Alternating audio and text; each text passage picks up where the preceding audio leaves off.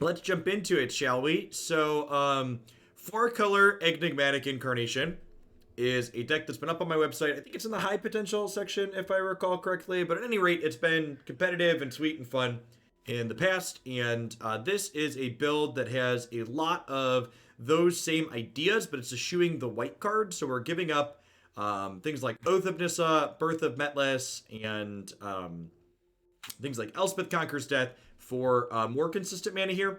That being said, we do have nice grindy cards like Disinformation Campaign. We've got Trial of Ambition, Elspeth's Nightmare, Eldest Reborn. So some similar-ish tools here. So I'm interested to see how this one feels here today. I think the biggest thing we potentially stand to gain is a little bit less painful, more consistent mana only being in 3 colors. We do still get to play Yorion, even though we've dropped the white, because obviously this is a blue or white card, depending on what your deck looks like. So let's go ahead and dive on into some matches here with this. Oh, I guess we should talk about the key card for just a hot sec for people that haven't seen the other variation. Enigmatic Incarnation is kind of a utility slash toolbox card. So at the beginning of your end step, you get to sacrifice another enchantment. If you do, search your library for a creature with converted mana cost equal to 1 plus the sacrificed enchantment's mana cost. So Enigmatic Incarnation here basically turns enchantments into creatures, not the other way around. So you'll notice we have lots of both enchantments and creatures at various points in the curves. That way we can turn things into other things nicely.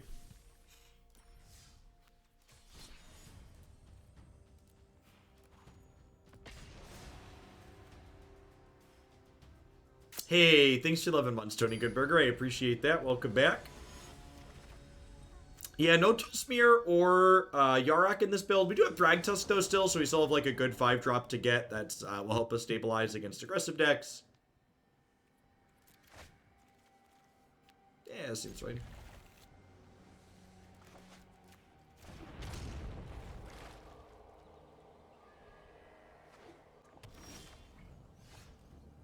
This is a viewer submission. Yep. So for reference, just for people that are getting a feel for what I'm doing, pretty much most of the non-viewer submissions that I intend to play on stream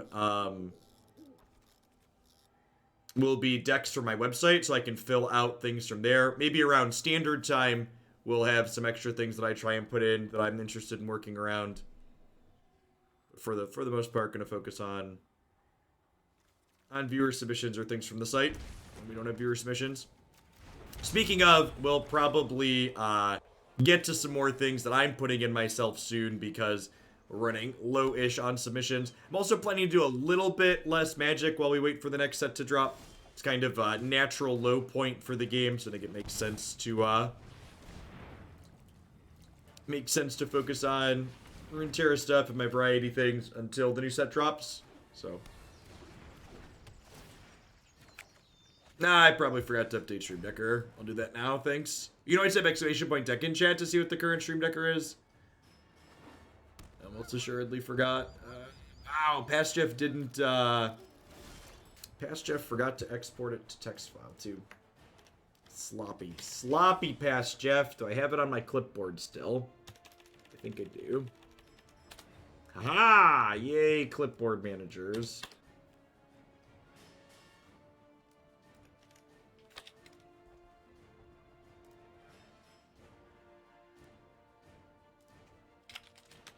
One moment.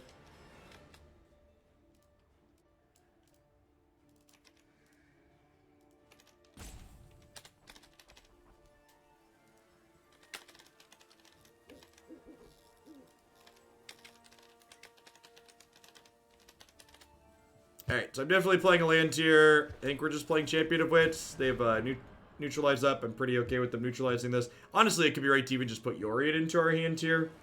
But I think there's a chance they don't counter this, and if they do counter this, I think that's a win for us.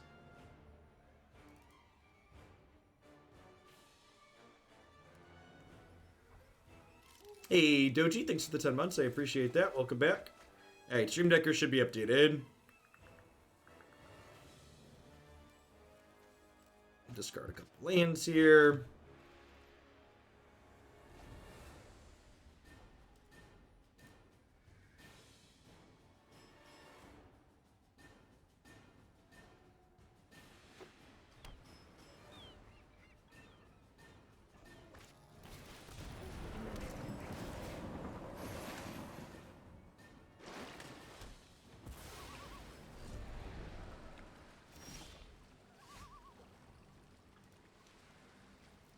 So I still have Neutralize up here, which I think means I don't really want to do anything. I think we're just like putting Yorion into our hand, putting this into play tapped and attacking.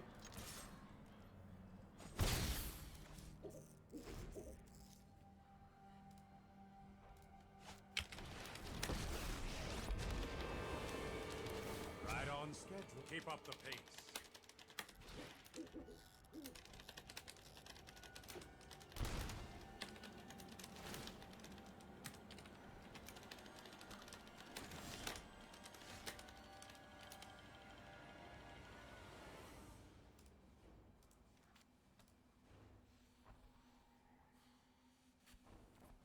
Have we died? I feel like we've died. I think there's a chance we've died, chat. I'm getting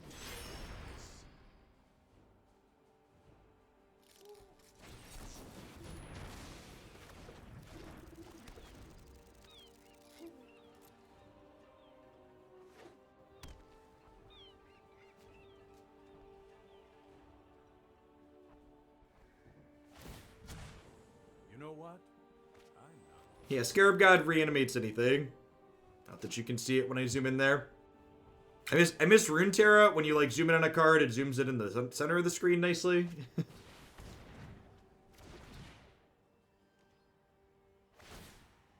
We're not escaping Uro even though we could, so they have more counterspells.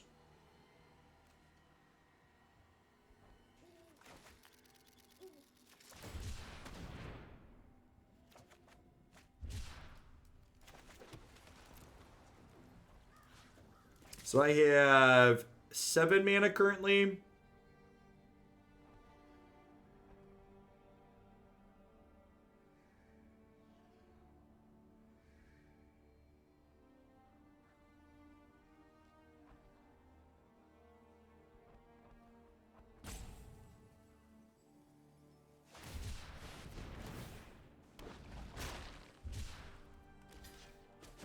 And then we're solidly into garbage time here. I'm just going to go ahead and concede. It's going to take my opponent's deck a number of turns to kill us, but we can no longer win.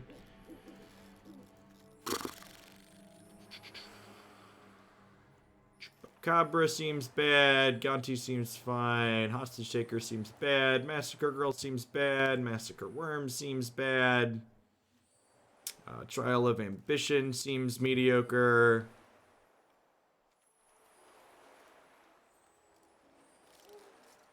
I'll leave one Chupacabra in over the Trial of Ambition, I think. Well, it wouldn't take that long a number of turns, Steric, but the number of game actions that my opponent was going to be taking on each one of those turns was going to be a lot, right? Like, they're going to be scrying, they're going to be thinking about how they're tapping their lands, they're going to be activating planeswalkers. So in terms of, like, raw number of turns, you are right that it's not going to be a lot of number of turns, but in terms of minutes I was going to spend experiencing garbage time there, it was going to be a lot of minutes.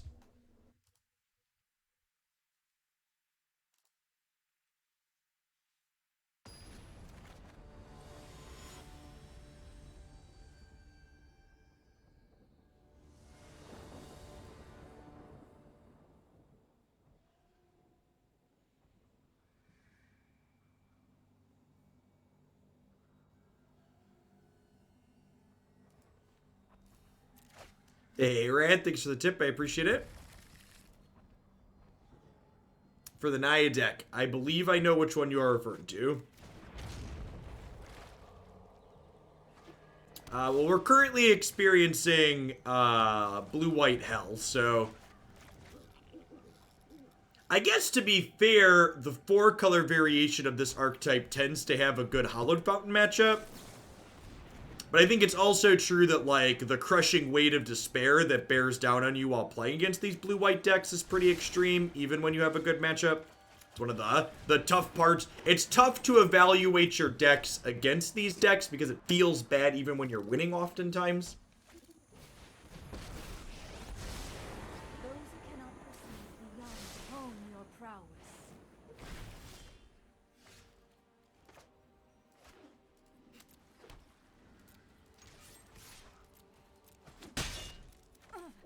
I must stay focused. Probably sacrificing this to Scribe. Hand's pretty mediocre at this point. Got like one piece of action, 2 blanks, and then 2 things that are likely blanks.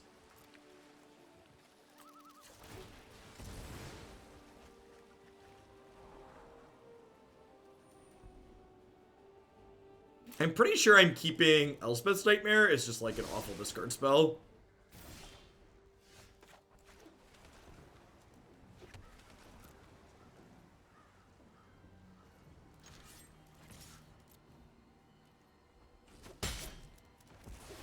This was overwhelming.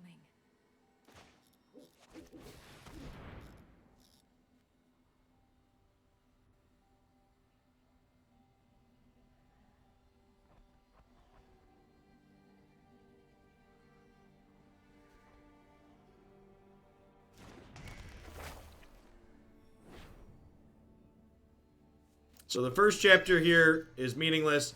The second chapter is a duress. The third chapter exiles their graveyard, which is decent against Uro. So even though the first chapter here doesn't do anything, I think this card definitely stays in our deck in this matchup. Cycling, neutralize, interesting. So they must have a bunch of counter spells. Or they really need a land. Focus and with thoughtfulness before action.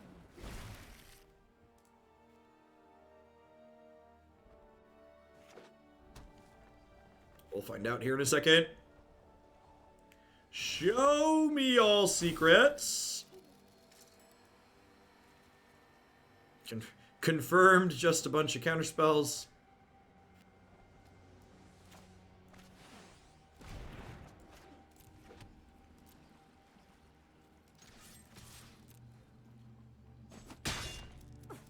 You cannot see your folly.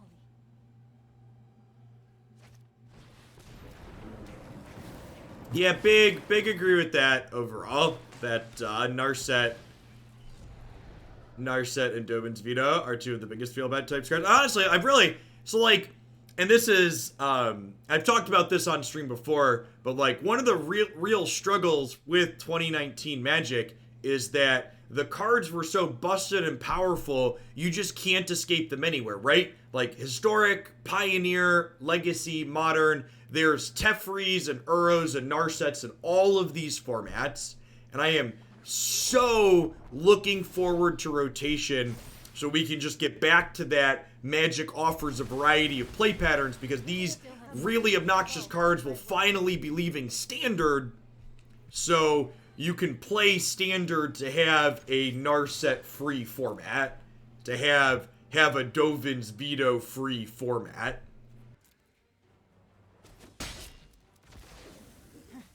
Such violence is upsetting. I've often said one of Magic's greatest strengths, in my opinion, is its ability to have a variety of play patterns, and like just these cards were so powerful they made that no longer be the case for this last year.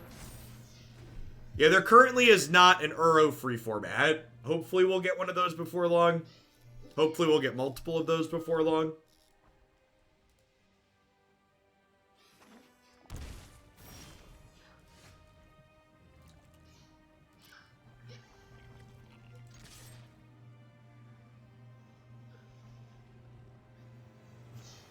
Yeah, I agree, Astral. And like honestly, that feeling's a big part of what sent me exploring other card games. Like looking for that experience of some variety of play patterns. Even this card is like, you know, this one's not rotating, but like this is a card that's like seeing legacy play, because it's just like a thing that cantrips and makes a threat is really good.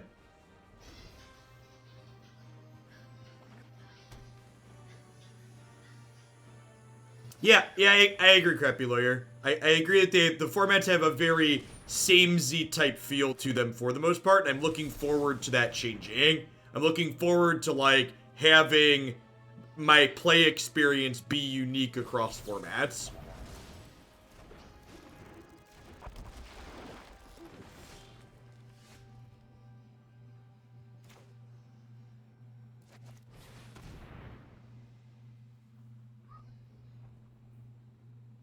Please take the bait. Rats. That's fine. Next turn, This will get to strip a counterspell out of their hand, hopefully, and then we'll get to Yorion Sky Nomad, blink the Chupacabra. Tad and Terror, thank you for the very generous tier 3. I appreciate that. And you don't have to have a tier 3 submission like right now when you renew too. So if you want to hold on to that for now, and if you think have something sweet come to mind when the new set drops, feel free to submit it then. I appreciate the absurd support.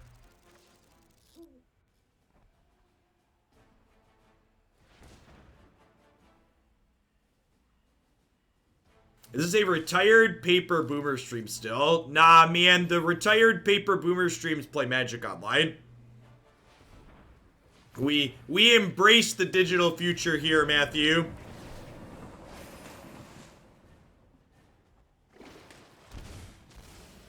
Cannon Gear, thank you for the 13 months. I appreciate that. Welcome back.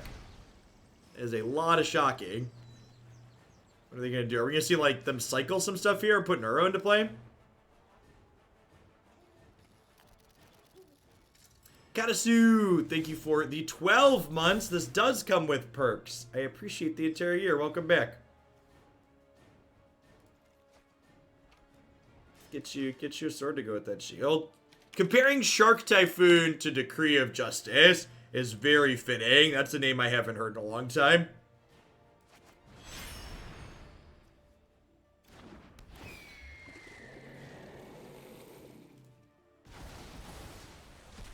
So I'm going to get to kill the Gargoth. The problem here is they're making a shark and then they're escaping Uro. So we're probably just dead. Glad I left in a Chupacabra, I suppose.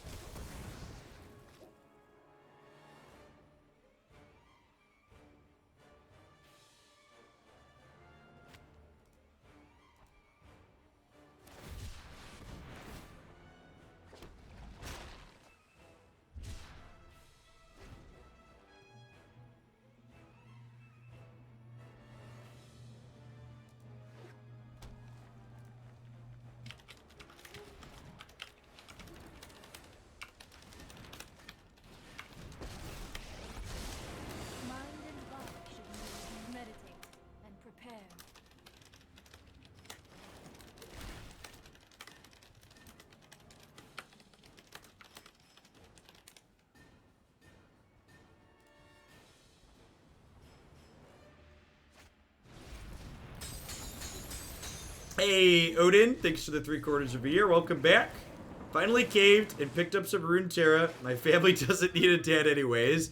Your children love you, I promise. Don't abandon your children for card games. Runeterra is great, though, because it plays fast games on your phone on occasion. So your Runeterra can give you more time for your family because you're not taken away from them for such an extended period just to experience one game. If you had to rank the 3 ways of playing competitive Magic as a viewer, Paper, Arena, and MTGO, in what order would you put them? Arena, then Moto, then Paper. Paper Magic coverage is largely unconsumable and unwatchable in my opinion.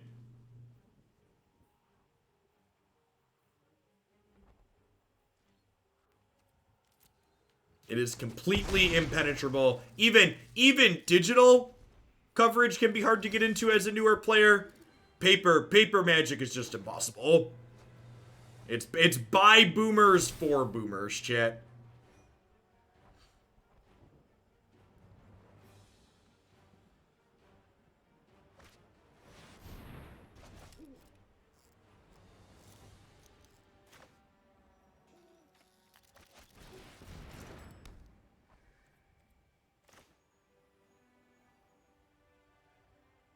You may destroy turret effector and shit, but I'm gonna play a 2-1 for 3.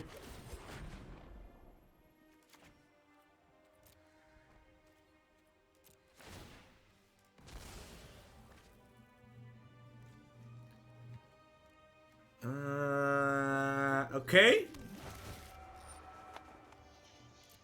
Do you have any Doomblades in your deck? You do not. We have died. Oh, I guess I technically could have gotten Ceratops there to block, but they're about to draw 7 cards with Narset out and commit to memory, so it doesn't seem super likely to get us back in the game after they do that.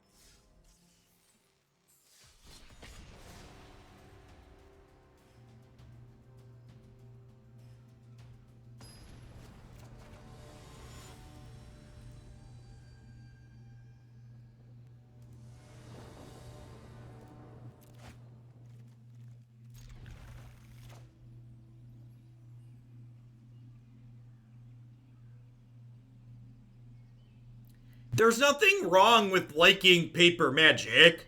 The boomer part of my statement is that people that think paper magic event coverage isn't strictly inferior to digital magic event coverage are biased and boomers and can't get with the times.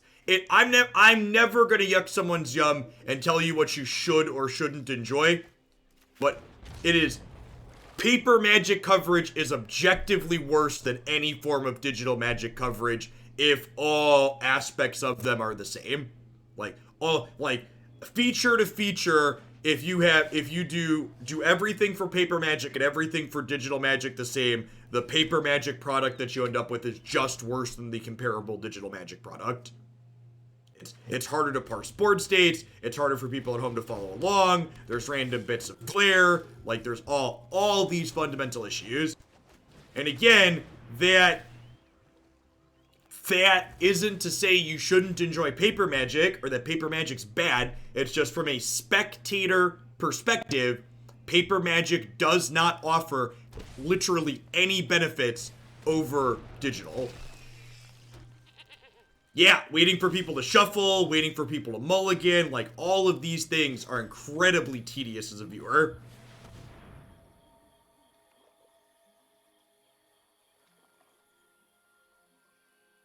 Yes, it's also much worse for newer players that don't know the cards. It can be tough to identify Woe Strider just like this, much less a tiny square card board. Godsire Hawk, thanks for the tip, I appreciate it. Happy Labor Day to you too.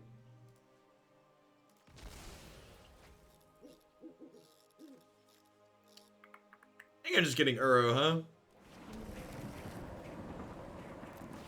My internet keeps randomly dropping small amounts of frames. Hopefully that's not going to be a thing. It doesn't look like it's actually... Oh, there it goes again. A little bit. I wonder what that is about. It keeps, like, choking ever so slightly and then going right back.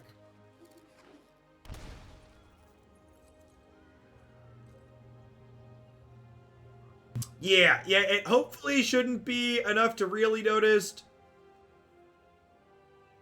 It hasn't dropped fully to 0. It's like choked off to like 4 megs per second from 6 and then gone right back up. Keeping an eye on it.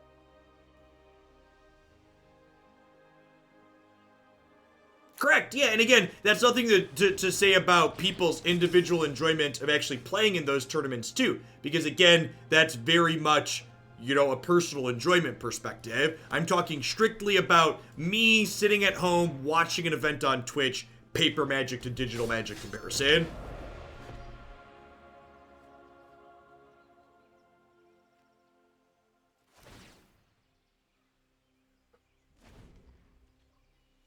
Yeah, I think something along those lines is, I mean, people have already been playing decks like that, Moonlight.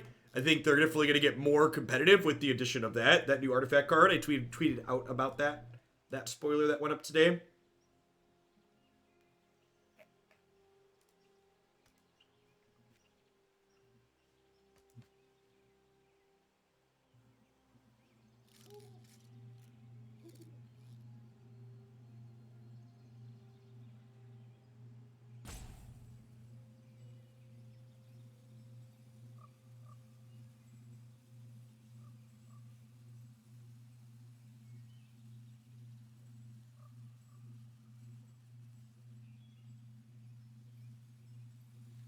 Hey, Rhino. Just for the record, if you're someone like Rhino who has an LGS, especially in the United States, that's currently open during everything that's going on with COVID, and you know they really shouldn't be, you can report them to Wizards of the Coast. They'll lose their sanctioning status.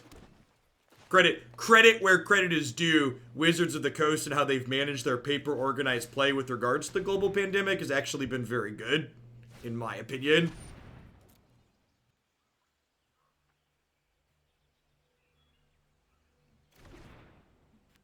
What a powerful Magic the Gathering card.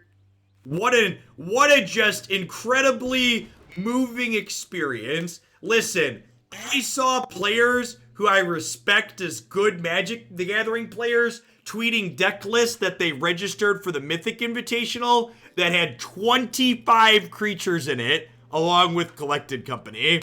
There are going to be, man, I genuinely wonder what the feedback's gonna. I feel like Historic does not do a good job currently of the Magic is not gambling perspective.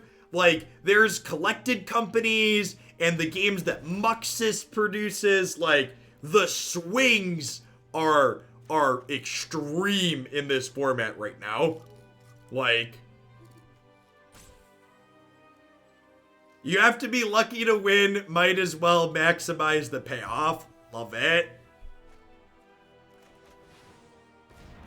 They didn't just pay 4 mana to discard a card, they got to rearrange the bottom 6 cards of their deck. Don't you downplay Collected Company's power. Kids these days.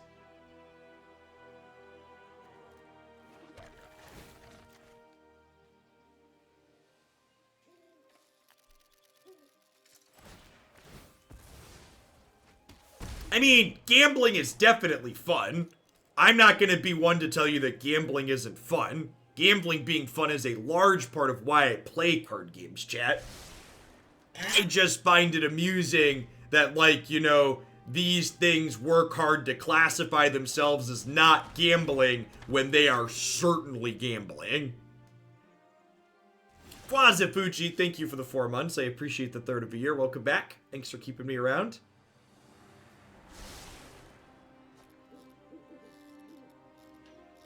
I play an unhealthy amount of Raid Shadow Legends. I definitely enjoy gambling. How do you feel about Dream Eater over Massacre Girl? I think those cards do different things. I think Massacre Girl's an anti-aggro card. I think Dream Eater's like this kind of card selection tempo-y thing. I'm also not really sure that my deck is in the market for a tempo-y play. I'm just taking Mayhem Devil here, right? So we're gonna go ahead and blink Chupacabra and eat the Priest. I just looked at this deck list. Is this a cube draft? I mean, I'm not gonna tell you no.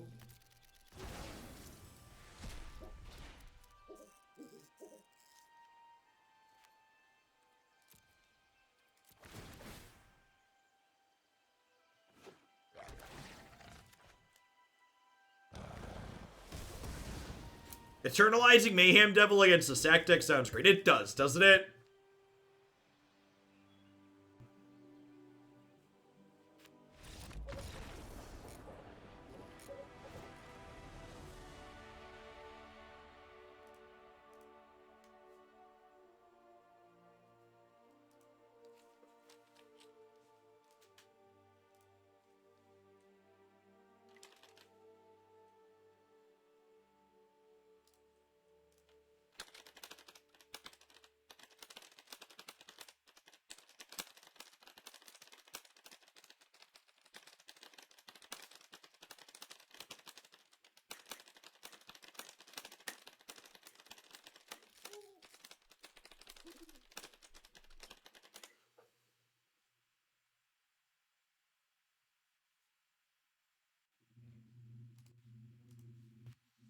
What are we playing against? The sack deck for Leyline of the Voids. Sounds good. Trophy sounds great. Heartless Act is probably fine. Got to keep the Devils and the Priests off the table. Trial of Ambition, pretty mediocre here against the Woe Strider deck. We got dumpstered by blue-white to start. Currently up a game in the sack matchup. Is this a Thoughtseize matchup? I could see cutting that, honestly. Is Massacre Wurm good against the Aristocrat deck? Yeah, I think so. I think you want a sweeper on occasion. Maybe I trim a Reborn. I just trim around the edges here instead of cutting Thoughtseize. Like that. Paradise Druid's kind of mediocre here. Sometimes you want the fixing, but having your dork die to Mayhem Devil is eh.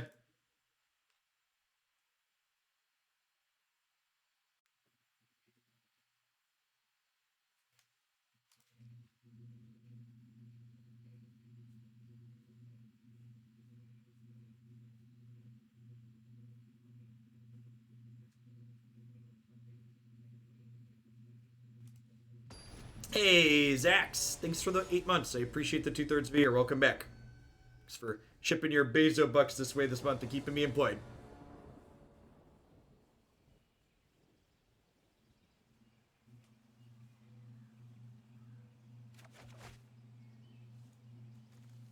See, chat? 80 cards, no problem. Sneep it off. Cause it's a sneeper keeper, do do do do do do, sneep papa, keep papa. We're gonna die before we cast these other spells. It's actually really funny. Like, Incarnation in this deck lets you turn your ley lines, your extra ley lines into things, which is great. Love it.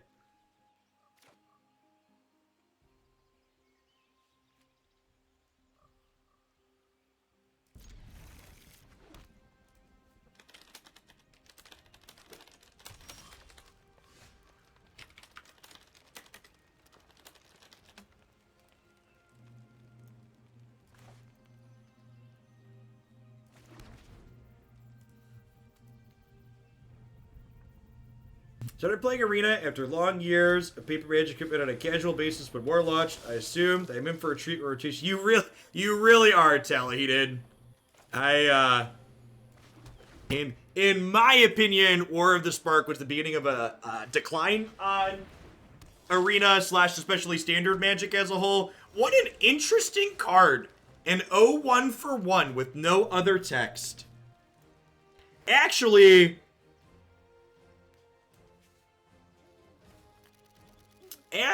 this is notable that this still does on our creatures, right?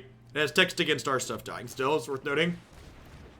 Yeah, the Discord server. I have the Discord server set up to give people a small grace period between when their sub expires and when they get kicked out of it.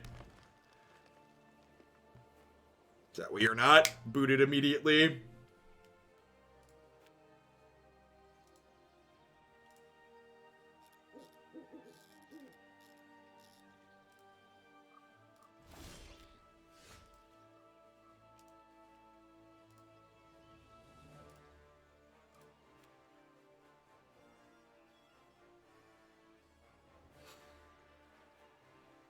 So we just play Incarnation here, right? Maybe I'm supposed to play the tapped land so I could Massacre Girl. Could go either way on that.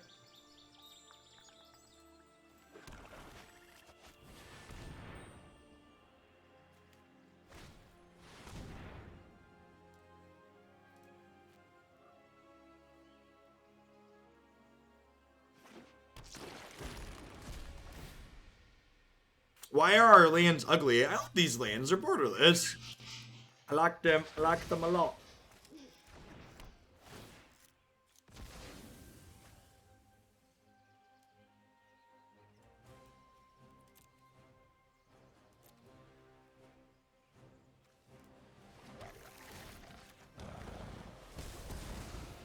Well, now these blood artists are scary.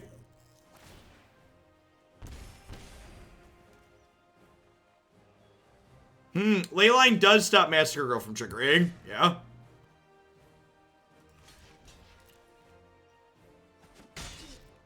That's fine. Our opponent's Avalon took care of that for us.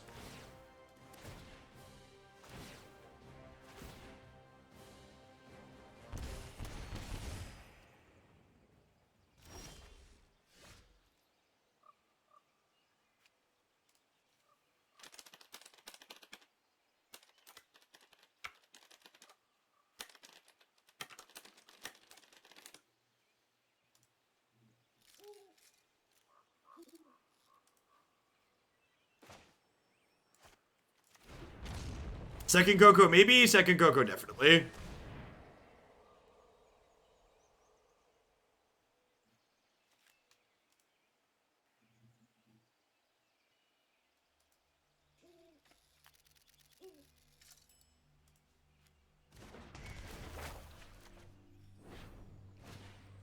So they'll company in response, looking for a third blood artist.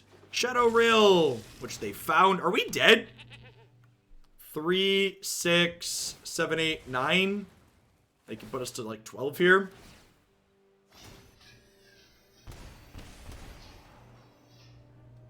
Well, we're going to need to Thragtusk next turn.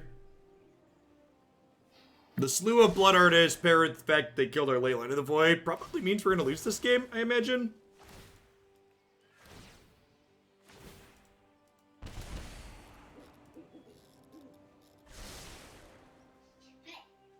Depending on what creatures they have in their hand, we could definitely die next turn.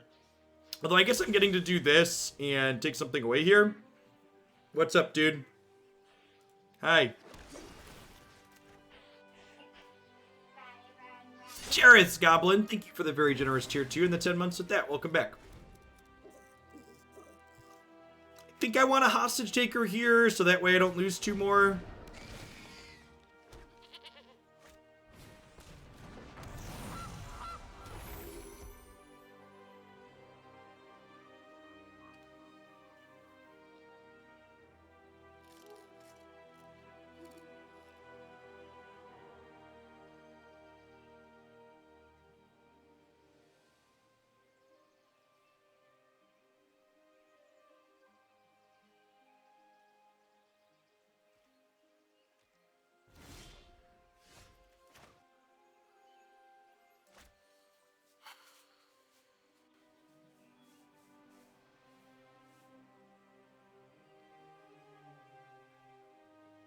Tapland Uro over Incarnation could have been the line. Next time, tell me why. Uro only gaining 1 life seems not appealing.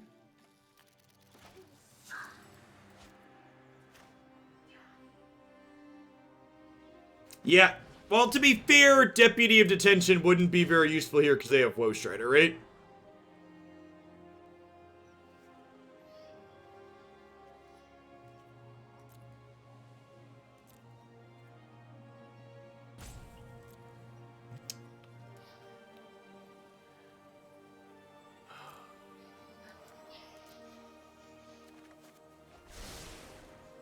Yeah, I'm aware I die if I shock. I can count.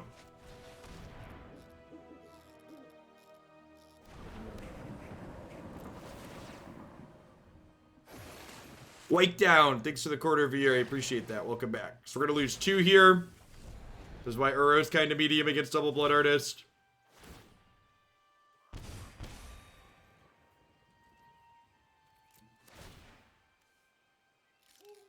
I don't really have any good 3s to go get here, right?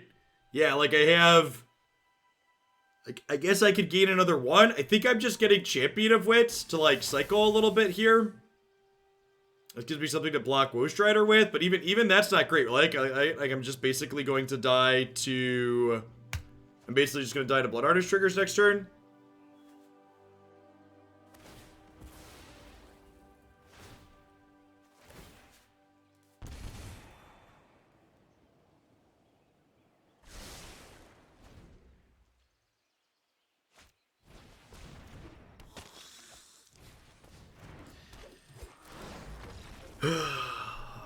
Four Blood Artists will do.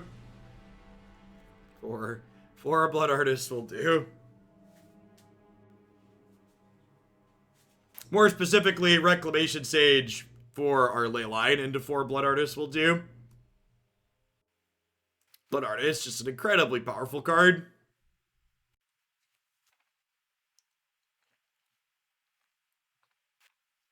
Super punishing for these creature-based decks. Puts you into a lot of those damned if you do, damned if you don't situations.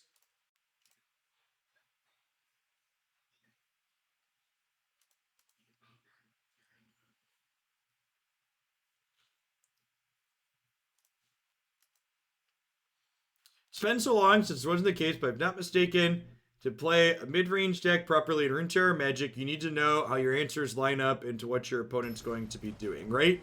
Kind of. So, what classifies mid-range is a little bit... Yeah, Blood Artist is basically a prison card. Big agree. In order to, like, classify what a mid-range deck is, it kind of changes on who you ask. In my opinion, what classifies a mid-range deck is a deck that takes different roles in different matchups. So, against control decks, it's aggressive. against aggro decks it's controlling. And I think a lot of these decks have really struggled to meet, I think we take company because it's happening sooner. A lot of decks struggle to be able to meet that requirement a lot of the time these days. Whether because aggro's so pushed or like the control and the ramp decks are just going so far over the top. I think we might be saving this a third Triome to cycle here. We'll see what we draw. I suppose I technically need to put it into play to escape Uro, but I'm also like not anywhere near escaping Uro at the moment.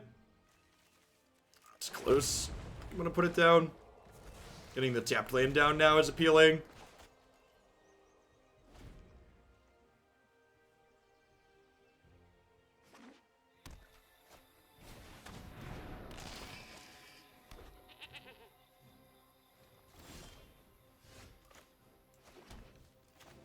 I mean, Diana's a good example of a card that, like, is good, a good mid-range card. It's a card that can be aggressive when you need to be aggressive, but also lets you control the board when that's what you want to be doing. A good example of a card like that for Magic's history when mid-range was good was Huntmaster of the Fells. Huntmaster of the Fells, I don't think would be playable in any Magic the Gathering format right now. It's definitely not playable in formats it's legal in.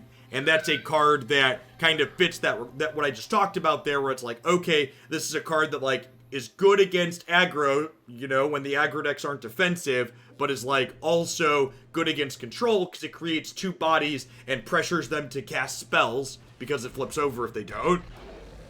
Is Goblins mid-range? No, Goblins is a combo deck. If you want to be extra generous, Goblins is combo aggro.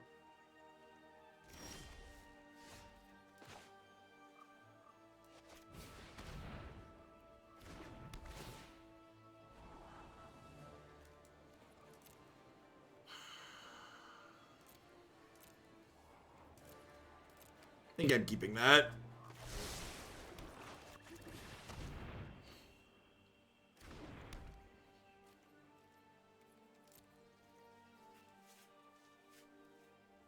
Goblins is combo ramp. Maybe I don't think I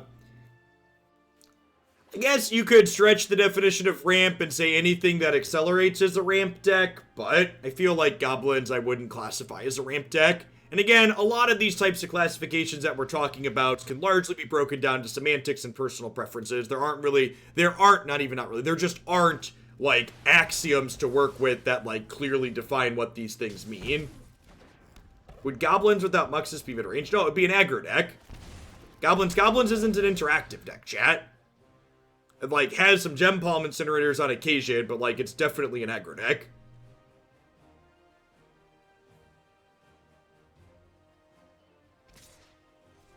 That's true, actually. Yeah, calling Ant a ramp deck from Legacy is a good this doesn't quite make sense to do comparison. I think we're dead, right? Probably just into the Bolas Citadel next turn. Because remember, Leyline of the Void does not stop Mayhem Devil. Hashtag sometimes lucky.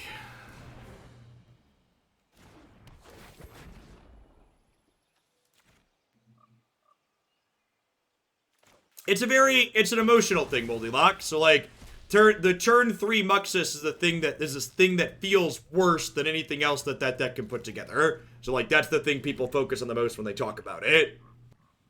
I don't think Muxus is magically an okay card on turns, 4, 5, or 6 either.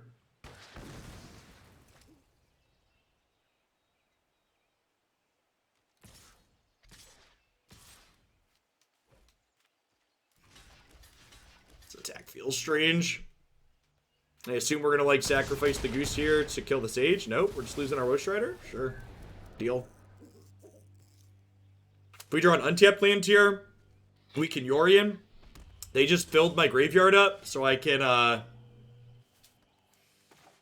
well, now we'll do that. Deal. They're 2 cards short of escaping this still.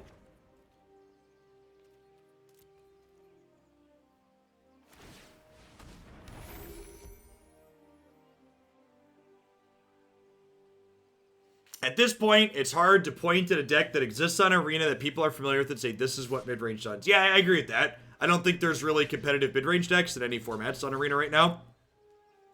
That's right. I actually had a back and forth with Brad Nelson on Twitter the other day talking about how MTG Melee classifies the current Sultai ramp deck in Historic as Sultai mid-range. And I was like, I'm of the opinion that that deck has too many, that deck has just too many, I think I'm just doing this. I think it's greedy to play the Information Campaign and not add to the board here. If this is company, I could die if I play this.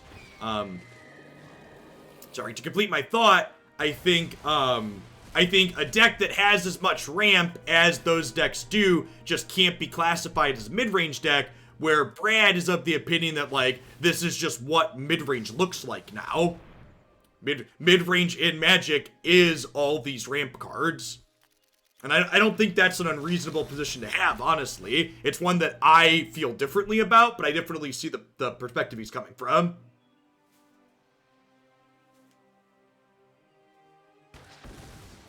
I think I would classify it as such too, Wolfie. I think ramp control is probably accurate. I'm gonna go ahead and just kill this Blood Artist now before they get to untap and draw another company and make me sad.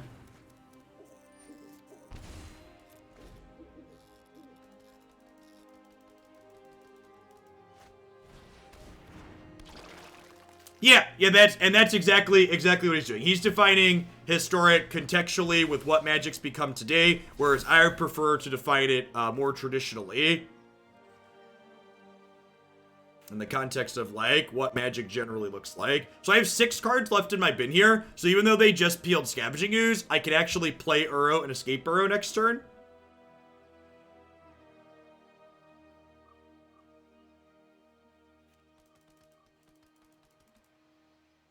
So what you're saying is you're a boomer. No, I'm saying you don't redefine, and I'm saying how you define archetypes shouldn't be dependent on the format that they're in.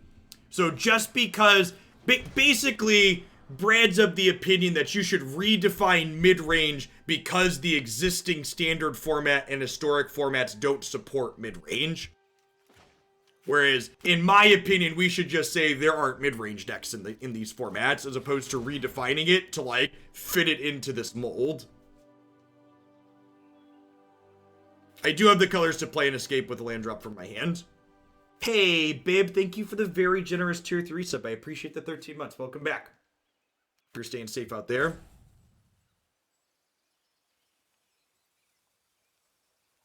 I think questions like that are pointless, Moldy, because that's not going to happen.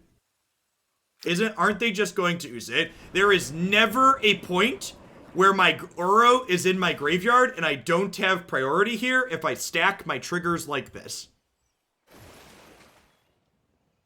They cannot exile my Uro with their Scavenging Ooze. They only have 1 activation, and I have 6 cards in my graveyard already. So if they eat something right now, I still have 5, and I get to escape my Uro.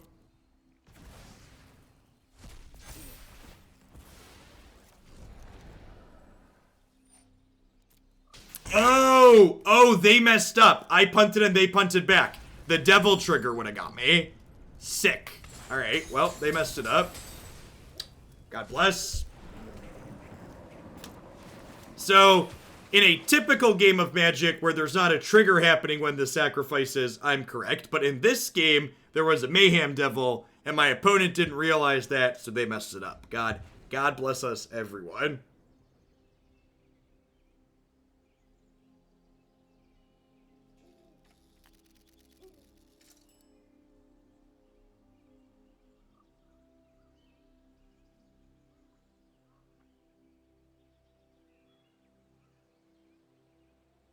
I would say a format that didn't have cheap creatures in it would be devoid of aggro, Moldy. Yes, that would be my opinion too. It would be a format where only mid-range ramp control or whatever else existed happened. There would be more aggressive versions of those decks or decks that went under in those cases, but I also think it would be objectively incorrect to classify a control. Like, when you have 2 control decks playing against each other, you can describe one of those decks as needing to assume an aggressive role in the matchup, but you wouldn't reclassify those decks as an aggro deck, right? Like, just because a deck's taking an aggressive role doesn't mean it's an aggro deck.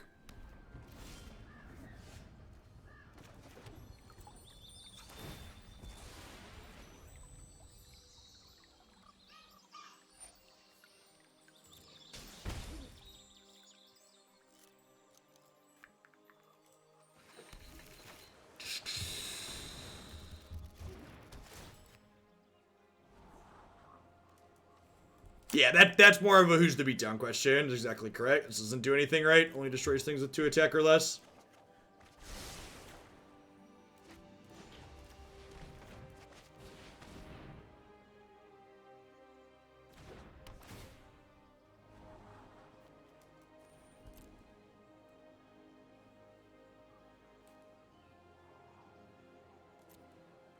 I guess taking Massacre Wurm here gives me a good board presence and it gives me a decent attack with Uro, so I think I'm gonna take it.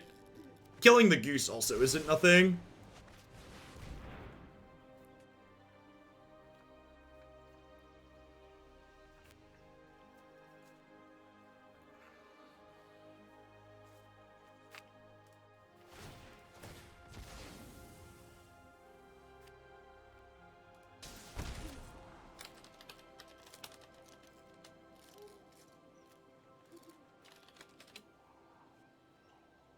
Sweet.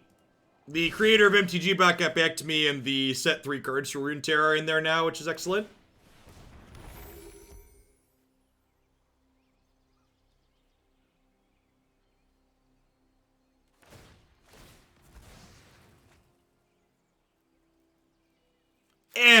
I think there's a difference between context and things like social issues and context and more things that should be more rigidly defined. I think that saying, like, all things need to have gray area is kind of nonsense in that aspect. I disagree with that. 2 plus 2 is always 4 in a base 10 system.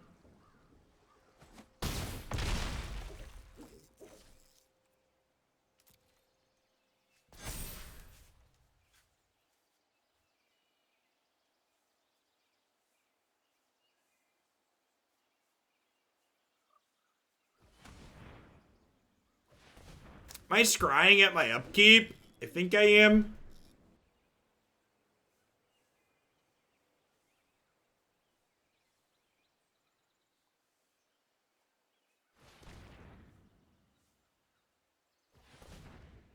Yeah, and I understand my audience, Niv. I know I need to clarify base 10 system there.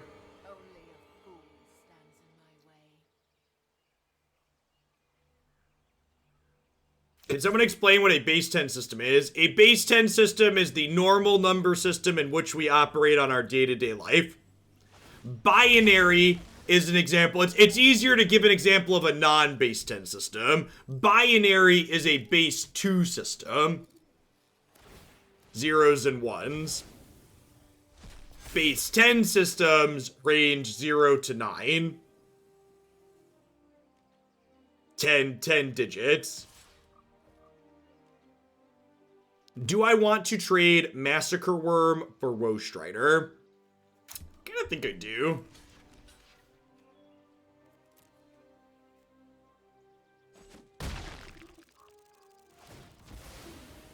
Thanks for the 30 months to Mox. I appreciate the 2.5 years. Pretty sure we're doing this at upkeep.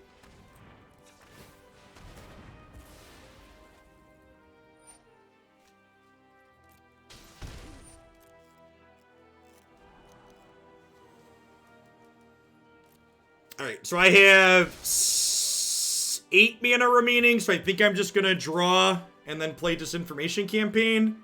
Nailed it.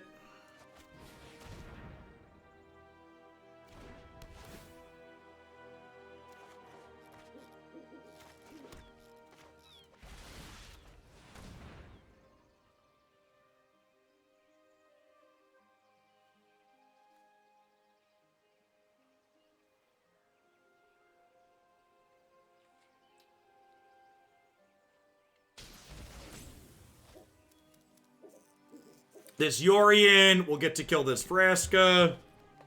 And then we'll sack one of these Omen of the Seas at the end of their turn. They're currently 1 card off of re-escaping Woestrider. Our health total is still pretty decent, which is reasonable, so we can hopefully activate Castle next turn if we need to.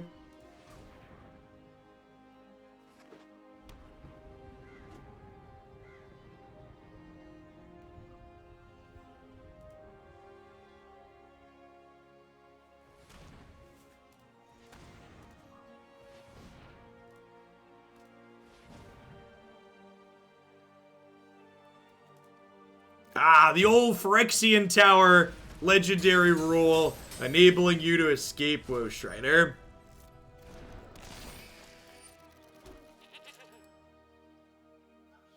The Jund deck is very good.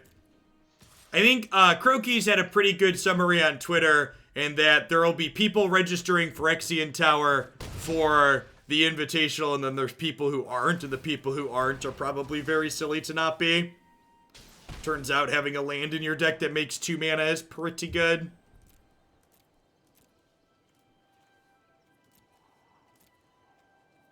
That's probably worth drawing, huh? Making them sacrifice the goat isn't very good here, but getting back like a Massacre Wurm or a Yorion down the line is excellent.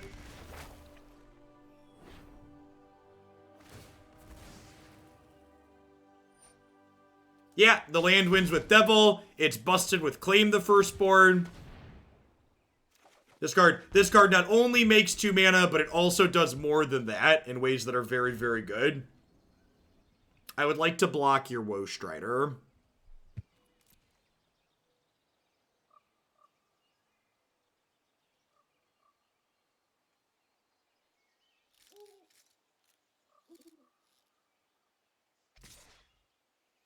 Worth noting here that had this Eldest Reborn been a... what's it called? An Elspeth Conquers Death, we would have gotten to exile one of these instead of their goat, which would have been much better.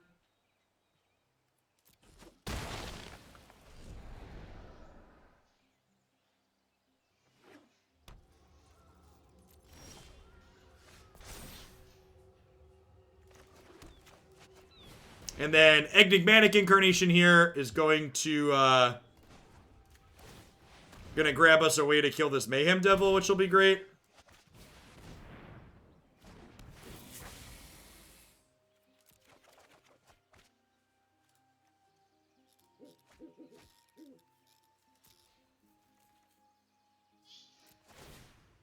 How long have the adventure cards been visually bugged? 2 or 3 patches now? And there's not a patch this week, right? So they're going to be bugged for the Invitational?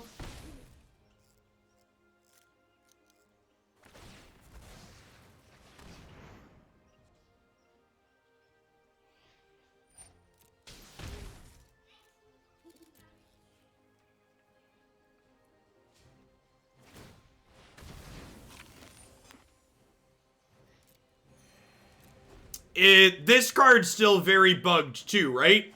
Like, this is the best card you should be playing in the format, and it doesn't retain priority properly still.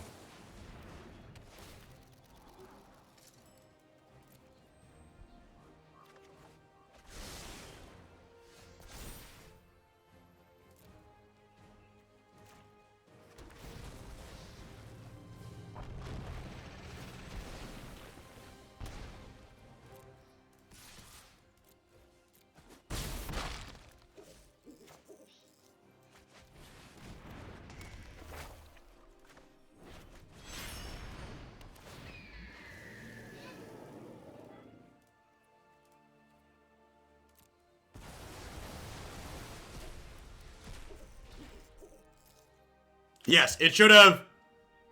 We can answer our own question that it's still bugged. My opponent should have gotten priority with Phyrexian Tower there, and they did not.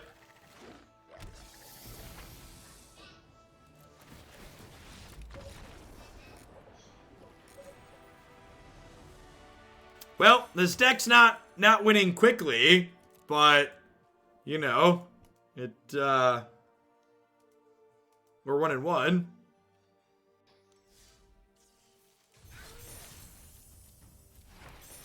I feel like I'm unconvinced on cutting the white cards so far. The white cards are pretty big power level upgrades. I feel like I'm supposed to click the sad face after I win occasionally to throw a wrench in their data. Because I would bet their data is largely biased towards people winning clicking the smiley face. So I like to shake things up for them.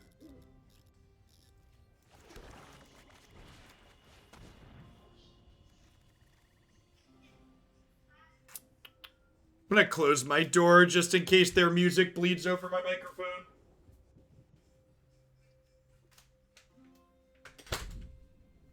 Playing some Yoshi's Crafted World out there, it sounds like. Pretty sure we're just taking Curious Obsession here.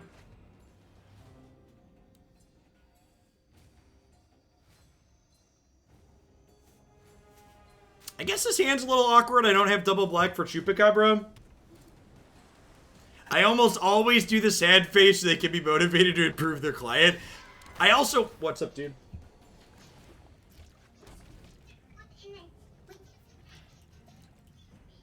Okay, let me help you really quick. Now, if you knew how to read, things like this would be easy. Gotta work on that reading.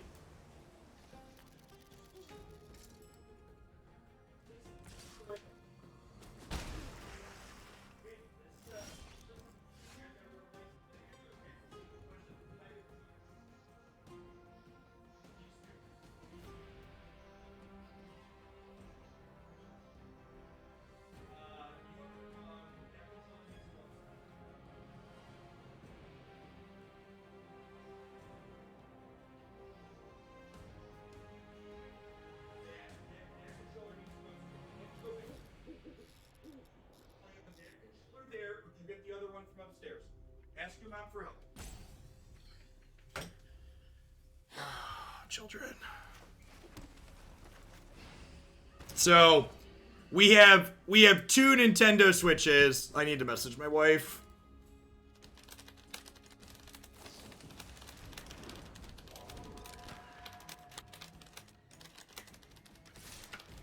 We have 2 Nintendo Switches, and we have 4 Pro Controllers. And the controllers can only be sunk to 1 Switch at a time. So and you can't share, there's no cloud save data on the Switch. So Declan had taken the Switch from upstairs the other day and brought it down so that way he could play his save file in the basement because he wanted to be in the basement. But that required him to bring the other controllers down with him. So now there's 2 controllers in the basement that aren't paired to this Switch. And they need to shuffle around to get them back to the appropriate places of where they need to be. Yeah, I have to say, like, the Switch is a really great console. But the fact that it doesn't have, like, modern integrations like I would expect from a modern video game is really awful and frustrating.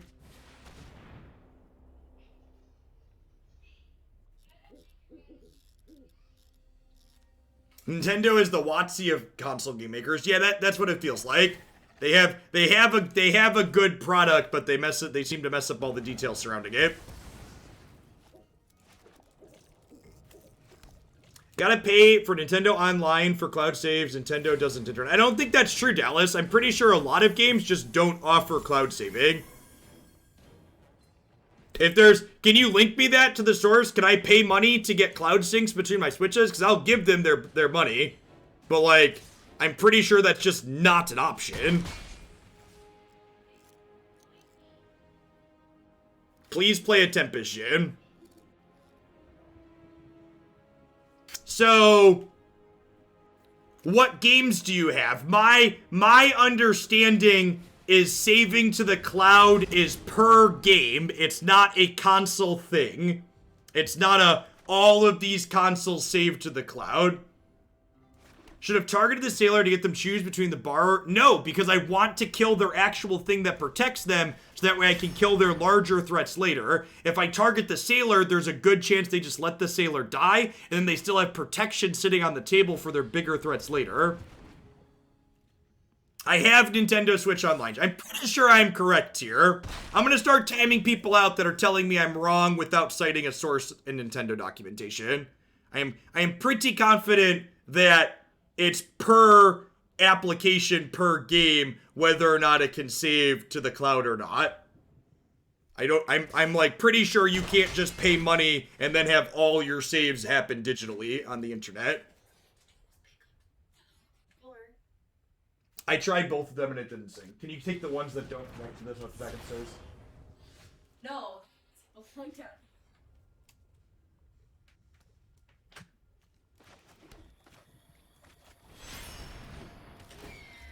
Which Nintendo Switch titles are compatible with cloud data? Sure, yeah, so this is exactly right. I'm exactly right then. Jeff is correct. There's just a list of games. Yeah, okay, good. Thanks for doubting me, chat. So, there is a service that you have to pay for, but I am correct in that it just doesn't work for everything. It's a list of things that it works for.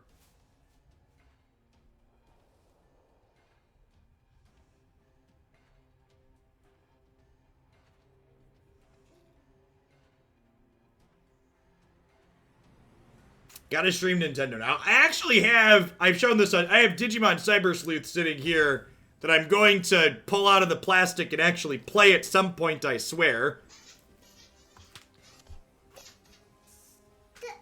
The number 2 choice, the number 1 choice doesn't work anymore.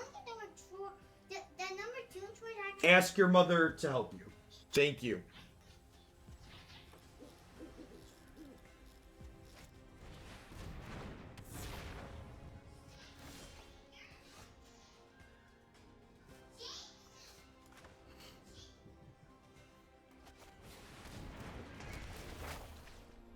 Nah, chat was really wrong. Chat was saying it worked for everything. I am aware that there was a service you could pay for that works for some things. That wasn't what I wanted. Digimon supports cloud saves. God bless. These chupacabras are hungry, chat. Hungry.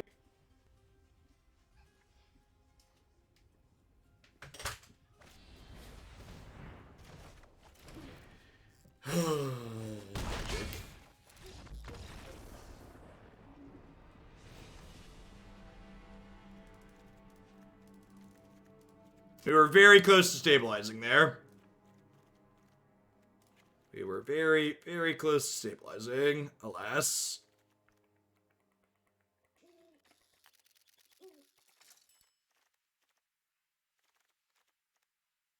Just cut a bunch of our top in, bring in Ceratops and some cheap removal.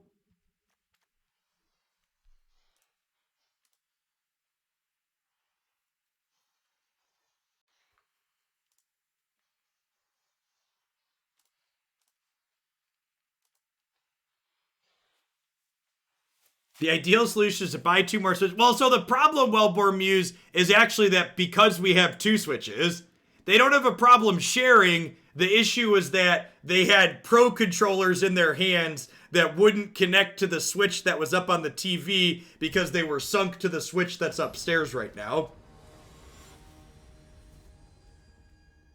So sharing wasn't the problem.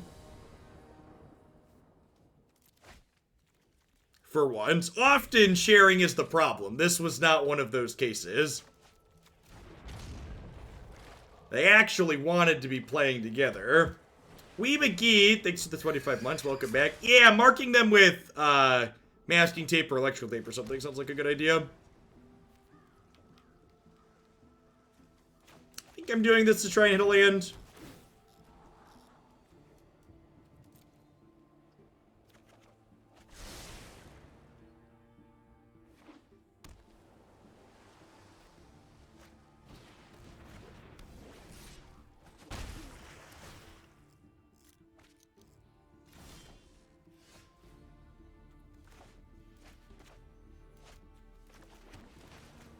Alright, so gotta kill the thing that's drawing them extra cards here.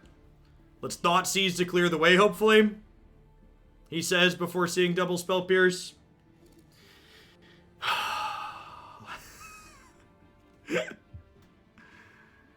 Am I gonna play the new Digimon TCG game? 1000%. I actually tweeted at Cool Stuff Inc. the other day asking if they planned to, support or stock the new cards.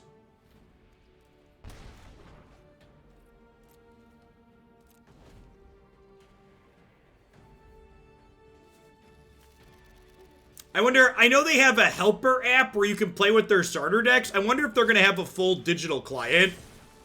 If they have a full digital client, we'll definitely try it on stream at some point. I like their IP.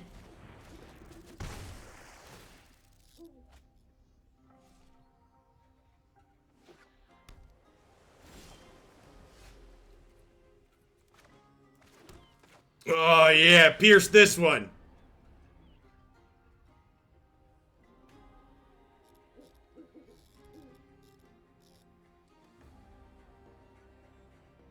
Well, I guess I can borrow it in response to the trigger, but that's fine. I get to just do it next turn then, right? That's still okay.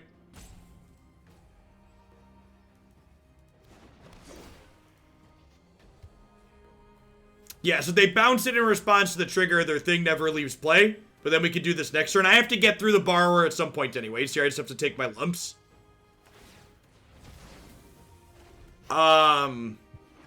Yes.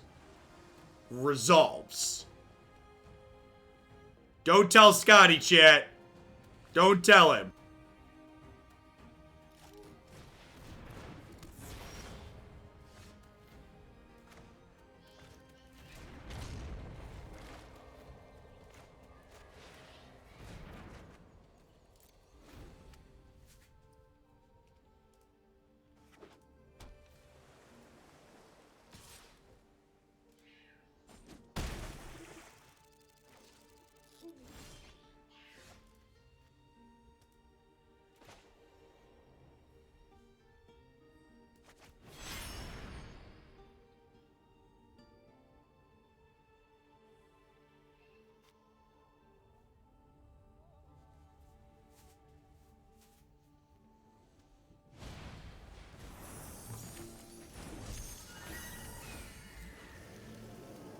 Feel like I'm pretty okay with that. If they don't have another bounce spell here, I get to trade with the Tempest Shin, which I think is okay for me. I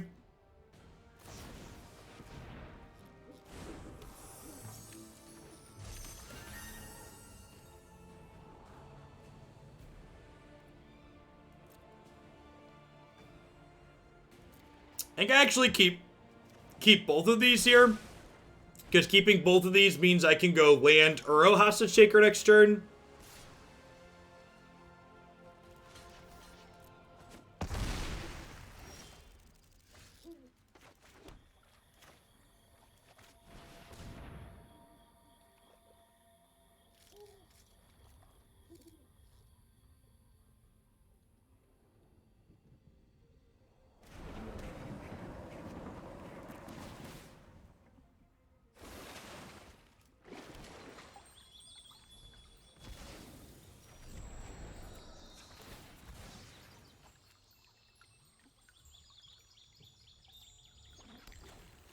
They paused on this. Wouldn't be surprised if they have a counterspell here. Nope. Alright.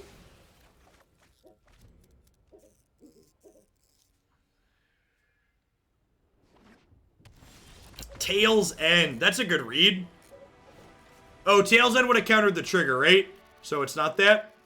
Alright, well, we got on the scoreboard without Shifting Ceratops, so that's like, you know, something of an accomplishment.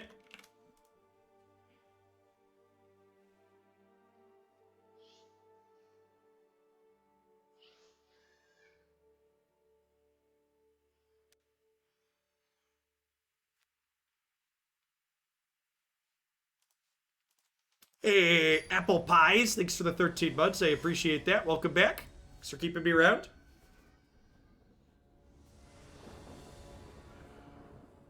Yes, Dirty Digits. You can cast the adventure half or the creature half.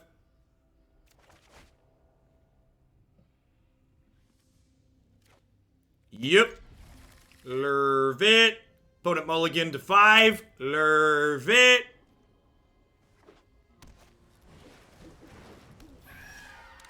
I love a good mulligan to 5 in the morning, chat.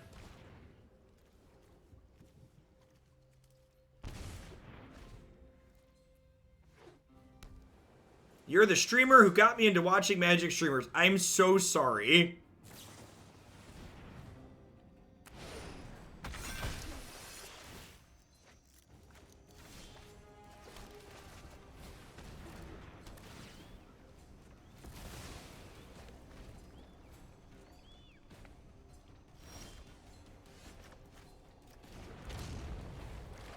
That counts as a Thoughtseize bug. Close. Close. Alright, hopefully they draw their 3rd land here, and then the Chupacabra can come get him.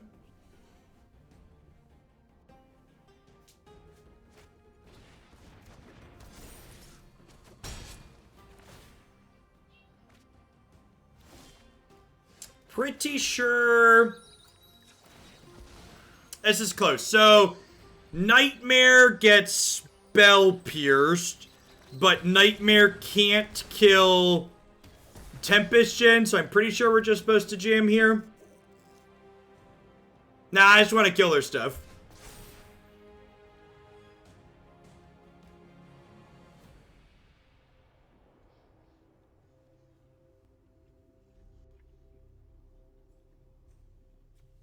There are worse games than Magic, like Russian Roulette.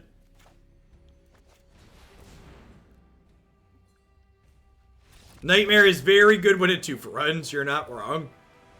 Hey, Razor X Factor, thank you for the 3 chords here, I appreciate that, welcome back. Oh no, 1 match away from the loving embrace of the Diamond 4 rank floor, chat. We've been here several times.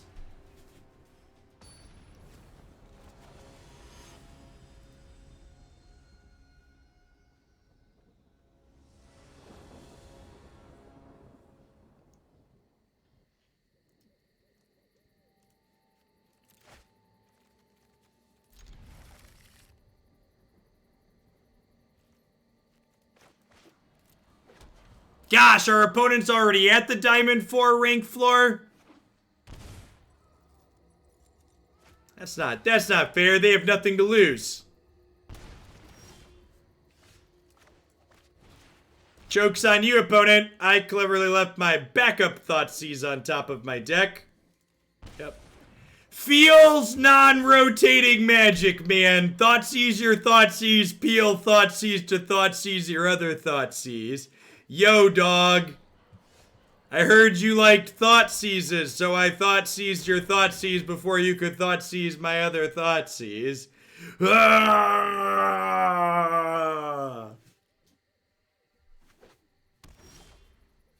Are you not entertained?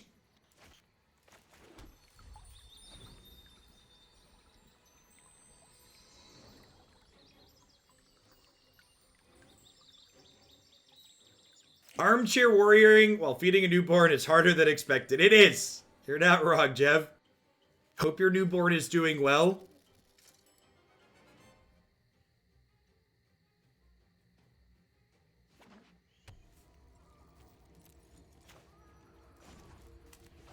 Tricycle land, tricycle land. I want to cycle my tricycle, tricycle. This is a very good draw with Yorion's in hand.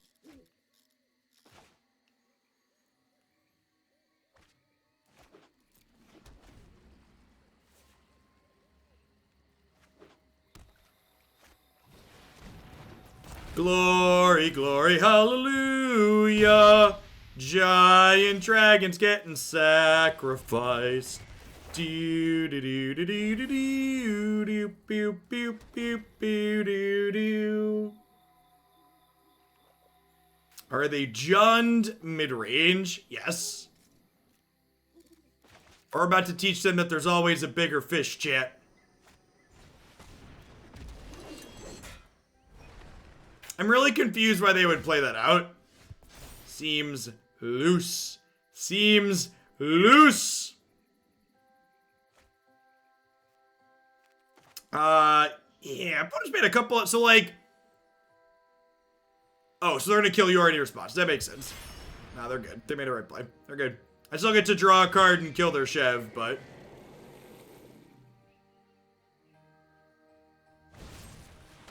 I guess I need to worry about dying to ribbons eventually. Is a thing.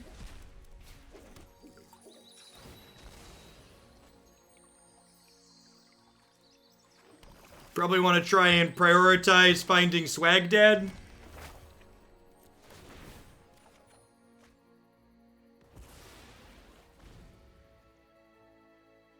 Oh, this exiles it. Yeah, it does. Oh, this even kills that?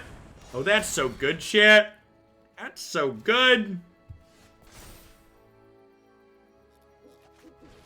Well, I guess it doesn't really matter, right? Because I'm, like, playing another Yorion out here.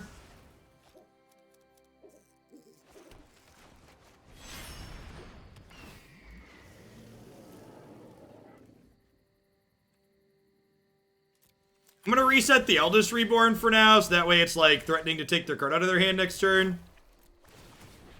The only creature ribbon right now is another Yorion, so...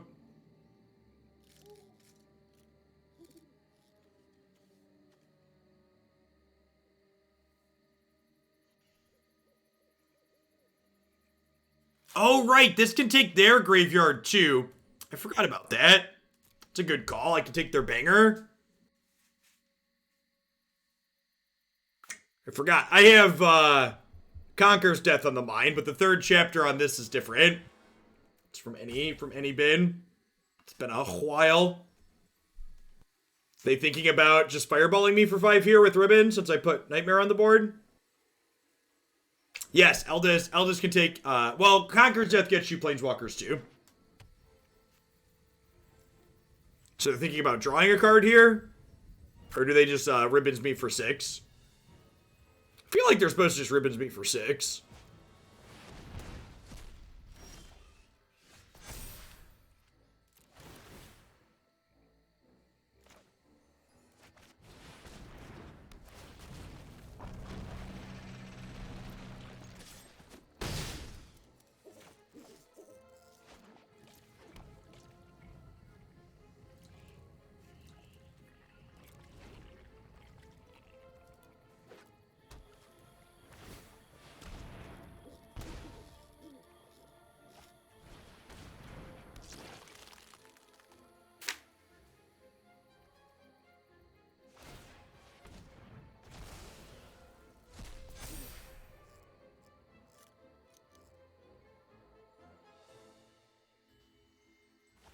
Wait, why are they...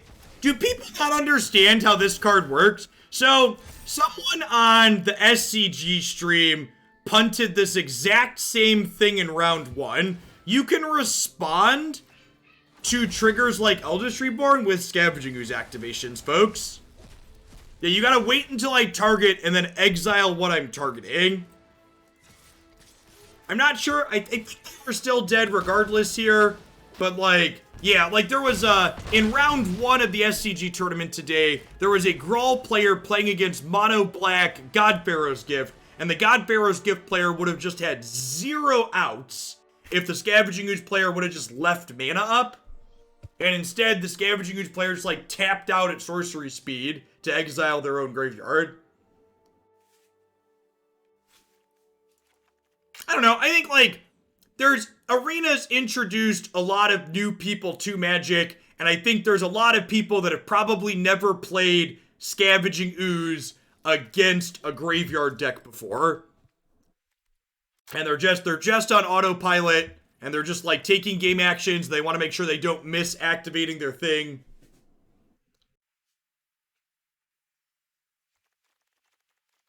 Yeah, like, I mean, like, we're Diamond, Mythic, the SCG thing you had to qualify to play in. Like, mistakes happen at all levels of play. People, really arrogant people act like there's, like, some made-up land where, like, you get to this level of play and suddenly there's no more mistakes. That just doesn't exist, right? Like, there's literally Pro Tours that are decided by a player playing too quickly and missing a really obvious play and dying because of it.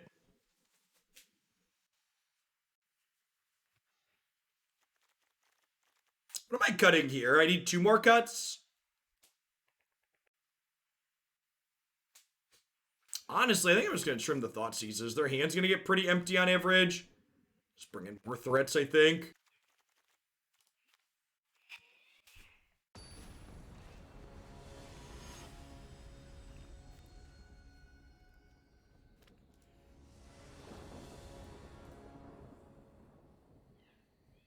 Looking at the wording, I'm not sure you can excuse in response to God Pharaoh's gift. Oh, that's a good call. Does that one not target? Still, they scoozed the wrong thing then. They left a Ravenous Chupacabra in the bin. Okay, so God Pharaoh's gift is weird and does not target. Eldest Reborn does target. Whether or not you think this deck is worth crafting, I'm pretty sure my end of stream wrap up on this is it's just worse than the 4-color variation.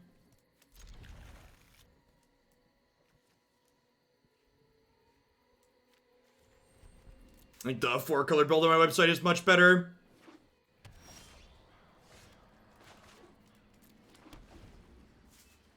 Sure, they still exiled the wrong thing. And like, again, like there, in most situations, there isn't a reason to be proactively scavenging oozing because more information could come up unless you're playing around something like a lightning bolt or a shock, in which case they weren't. It's strictly correct to be waiting on your activations.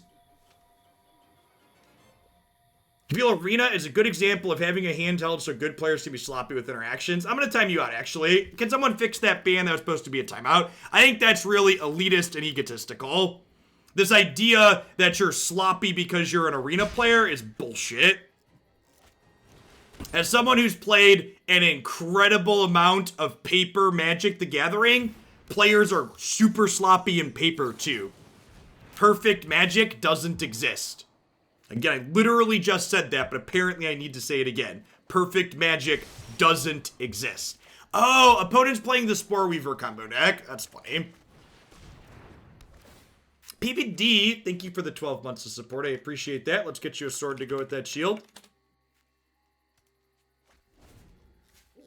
I think, especially in low-stakes settings on platforms like Magic Arena, players are more prone to making mistakes, in large part because players are frequently playing while distracted.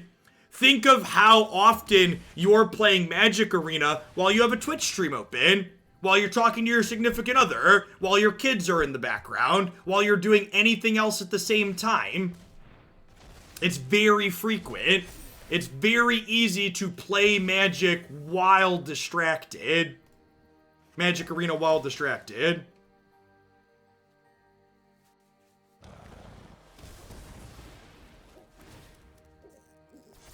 What's their combo deck about? I don't remember. It's like Spore Weaver and Terror of the Peaks or something. It's some awkward 3-color Jund combo. We played it on stream at some point. You're playing Magic Arena while working. While drinking alcohol. Yep. All of these things. We had a brand new Prime sub in there that I almost missed. Jack from Poland. Thank you for the brand new Prime support. Welcome to Oglandia. Hope you're staying safe out there.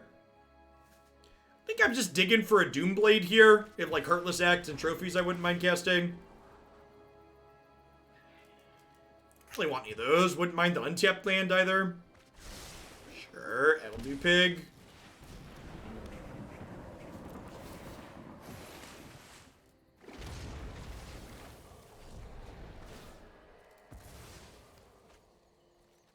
Man, not having Deputy of Detention feels really bad. Yeah, that definitely is one that I feel like I'm missing a lot from the 4-color variation of this archetype.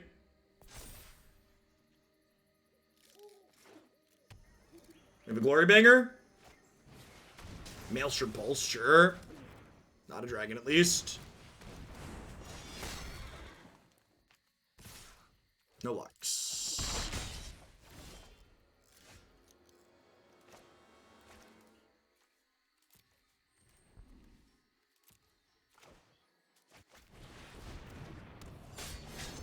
That is a good one.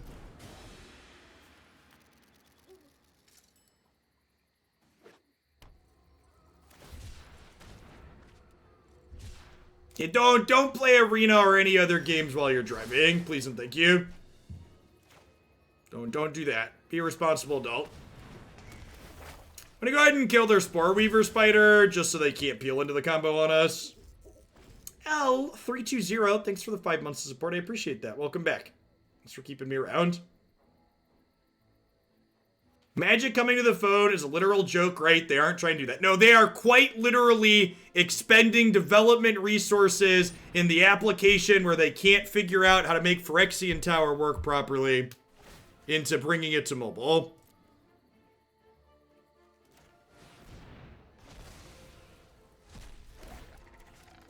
I wish I was joking.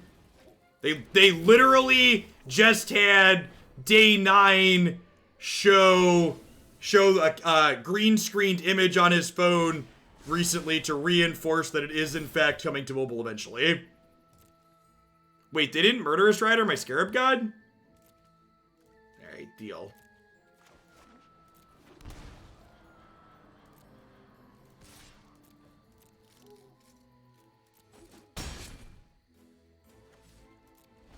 Oh no! Don't make me discard my Uro. How will I ever win the game now?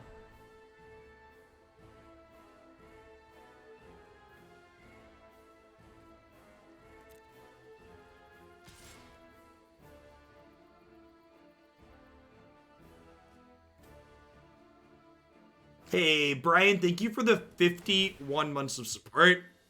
Been around the block a time or two. Thanks for keeping me around.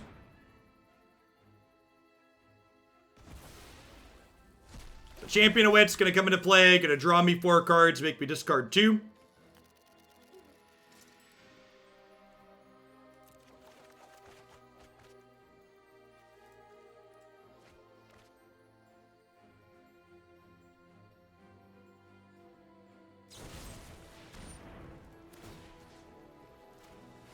Scarab God and their Scavenging Ooze both do in fact beat the 3rd chapter on Eldest Reborn.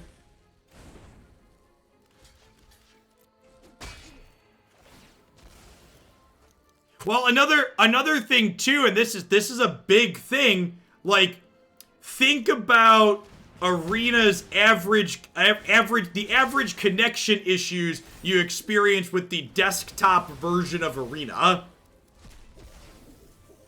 Right? Like, how the likelihood, like, that's another one of those hurdles where it's like, okay, before Arena can play on mobile, they need to make it so you could disconnect and reconnect really elegantly, or if your connection is sporadic, you don't just get booted out, right? Like, that's important for having an optimal mobile experience, because mobile devices are frequently going to have unstable internet connections. CJNJ, thanks for the 23 months. I appreciate that. Welcome back.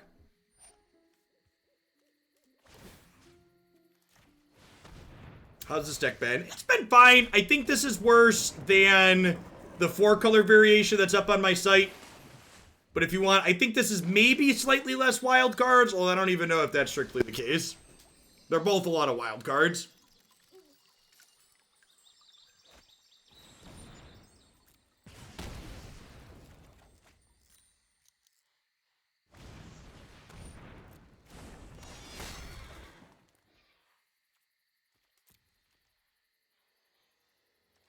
The optimist in me says we're getting, yeah, maybe they're rebuilding the Arena code base from the ground up and they're going to optimize it, and it's going to stop leaking memory, and it's going to be super efficient, and the desktop play experience is going to improve, and the mobile play experience will be fast and elegant and sleek. That would be ideal, right? I'd like if it just worked. That would be sick.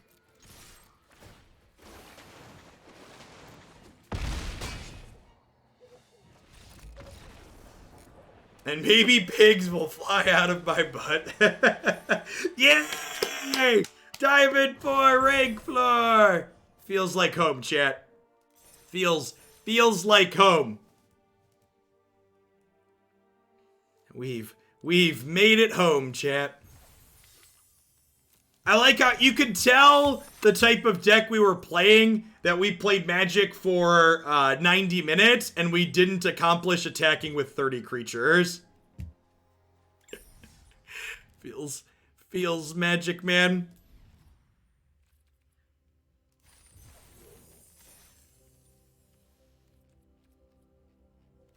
Look at these borderless cards, chat. They're so tempting. They're so tempting, chat. They're 50% off. The fear of missing out. What if I don't buy them right now? If I don't buy them right now, I'll have to pay twice as much. Oh no. I will buy the Amonkhet booster because I don't have anywhere near the full playset for this yet. I'm pretty sure I don't even have all the rares. Yeah, I'm still missing rares in this set. Yeah, I feel like my wrap up on this one is about what I commented in that last game. I think this build felt fine for a lot of the same reasons that the 4-color variation feels fine. However, I don't feel like the added consistency from removing a color from our mana base really makes up for the power level decrease we experienced by not having those cards. Things like Oathakaya are just more flexible than Elspeth's Nightmare. Having access to things like Deputy of Detention and Night of Autumn is better than Reclamation Sage, generally speaking. Elspeth Conquers Death, on average, is much better than Eldest Reborn. Being able to fix random problem permanence is decent.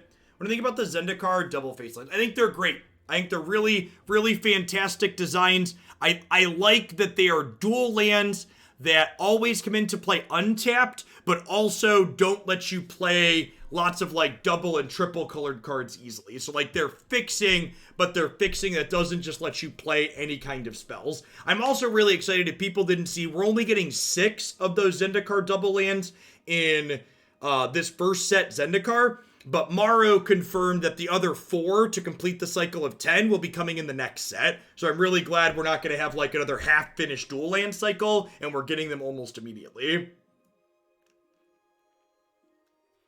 All right, at any rate, for people that are just here for the Magic stuff, from now until when the set releases on Thursday, is it Thursday the 17th? What day is that? Yeah, Thursday the 17th. I'm planning to just do one Magic deck per day. Magic Hype's kind of at a low point right now. Runeterra just had a set release, so I'm enjoying exploring that. So for the next 10 days, there's going to be Magic content every day, but it's going to be one historic deck to start the day. I'm going to shift gears into some Runeterra for the rest of the stream today. Thanks everybody who hangs out through that. If you haven't seen it, that's Riot's digital card game based on the League of Legends IP. I'm going to get that loaded up here, and we'll be on our way.